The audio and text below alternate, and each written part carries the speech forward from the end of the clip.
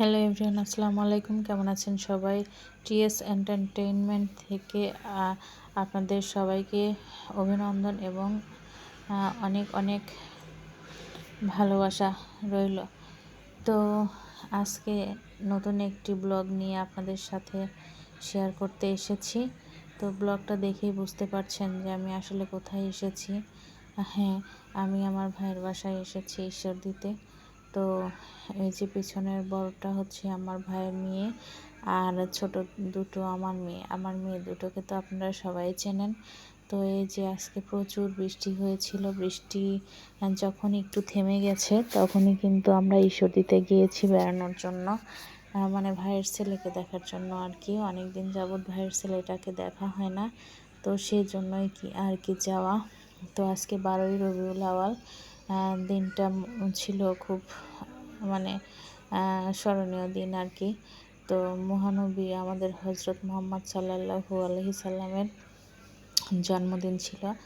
তো সেই সুবাদে আমাদের অফিসটা ছুটি ছিল, এই জন্য ভাবলাম যে একটু ভাইয়ের ছেলেকে দেখে আসি। তো সেই জন্যই আমরা সবাই গিয়েছিলাম, আমি, আমার মা আর আমার 2 মেয়েকে নিয়ে গিয়েছিলাম। তো এই তো যাওয়ার পর আবার একটু বৃষ্টি শুরু হয়ে গেল। বৃষ্টি হচ্ছিল, বেশ ভালোই বৃষ্টি হচ্ছিল। তো বৃষ্টি বেশিক্ষণ ছিল না, তারপরে আমরা চলে আসব। এর মধ্যে ভাবলাম একটু ছাদের উপর দিয়ে হাঁটাহাঁটি করি। তো ছাদে এসে দেখি আমার ভাতিজি আর আমার 2 মেয়ে খেলাধুলা করছে। তো আমি একটু ওদেরকে ওইভাবে ভিডিও করে নিলাম। তো এই যে আমার ভাইয়ের ছেলেটাকে আপনাদের দেখাবো।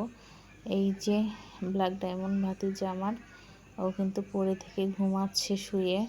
খুবই ঠান্ডা এবং শান্ত, চুপচাপ থাকে সব সময়, কান্নাকাটি খুব একটা করে না। আর এই যে এটা হচ্ছে ওর দোলনা, বেতের দোলনা। দোলনাতে ও শুয়ে শুয়ে ঘুমায়। তো এই তো আমার ভাবির ছোট্ট একটা রুমের মধ্যে সব কিছু, রুমটা ট্যুর দিয়ে আমি আপনাদের দেখিয়ে দিলাম। আর এই যে এটা হচ্ছে রান্নাঘরটাও মানে ছোটোখাটো, টোনাটুনি দুজনের সংসার আর কি। তো ছোটোখাটো সংসারই আসলে ভালো।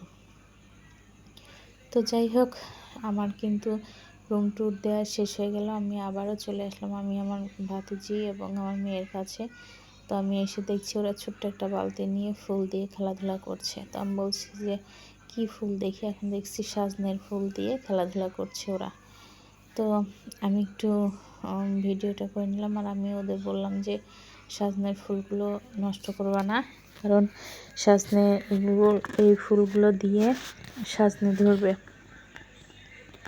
তো আমাকে বলছিল যে ঠিক আছে ফুপি, আর ছিঁড়ব না। তো ফুলগুলো ছিঁড়ে যেহেতু ফেলেছে, সেগুলো দিয়েই কিন্তু ওরা খেলাধুলা করছিল। আর আমার ভাতিজা এর মধ্যে ঘুম থেকে উঠে পড়লো, আর আমি একটু তাকে আদর করার চেষ্টা করছিলাম। মাশাআল্লাহ অনেক কিউট হয়েছে, অনেক বড় হয়েছে আমার ভাতিজা। আমি কিন্তু ওর নাম রেখেছি স্নিগ্ধ, আর আমার ভাতিজার নাম হচ্ছে স্নেহা। এই জন্য আমি শখ করে স্নিগ্ধ নামটাই রেখেছি।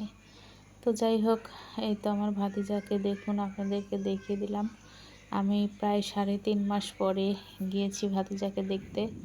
আজকে আর আমার মনটাকে বেঁধে রাখতে পারলাম না। তো এই তো একটু জাগনা থাকার পরে আমার মা পায়ের উপর নিয়ে একটু ঝাঁকাচ্ছিল, আর ঘুমিয়ে গেল আবারও। ও শুধু ঘুমায়, বেশিরভাগ সময়টুকুই ঘুমিয়ে পড়ে থাকে। তো এই যে দেখুন কি নিষ্পাপ আর সরলভাবে ও ঘুমাচ্ছে, কোনো টেনশন নাই ওদের, একদম নিষ্পাপ। যত চিন্তা ভাবনা কিন্তু আমাদেরই। আর এইটুকু বাচ্চা কিসের এত টেনশন বলুন তো, এদের তো কোনো টেনশন নাই। তো যাই হোক, আমার মায়ের কোলের উপরে ওইভাবেই পড়ে থেকে ঘুমাচ্ছিল, আর আমি একটু ভিডিওটা করে নিলাম। ভিডিও করে নেওয়ার পরে আমি একটু ছাদে এসে ওদের সাথে আড্ডা দেওয়ার জন্য খেলাধুলা দেখছিলাম যে ওরা কীভাবে খেলাধুলা করছে। তো এই যে দেখুন আমার ভাতিজি বালতিতে এই সাজনের ফুলগুলো দিয়ে খেলাধুলা করছে। ভাতিজি অনেক বড় হয়ে গেছে, কিন্তু খুব একটা বুদ্ধি হয়নি, একদম ছোট মানুষের মতো, বাচ্চার মতো। আর এই তো আমার বড় মেয়েটা গেলেই কিন্তু স্নেহার জামা পরবে। এটা ওর আসলে একটা স্বভাবই বলতে পারেন। তো আমাকে বলছিল আম্মু আমি একটু ডান্স করি। তো দুষ্টু কোকিল ডাকের ওই গান গাইছিল আর ডান্স করছিল। আমি গানটা অবশ্য আপনাদের শোনাতে পারিনি, কপিরাইট ধরবে। তো যাই হোক, এই তো এরা সুন্দর করে নাচানাচি করছিল আর আমি দাঁড়িয়ে দাঁড়িয়ে ভিডিওগুলো দেখছিলাম। আর ওই যে আমার পুচকু মেয়েটা খালি গায়ে সাজনের ফুল পাড়তে যাচ্ছিল, আমার কিন্তু ভয় লাগছিল।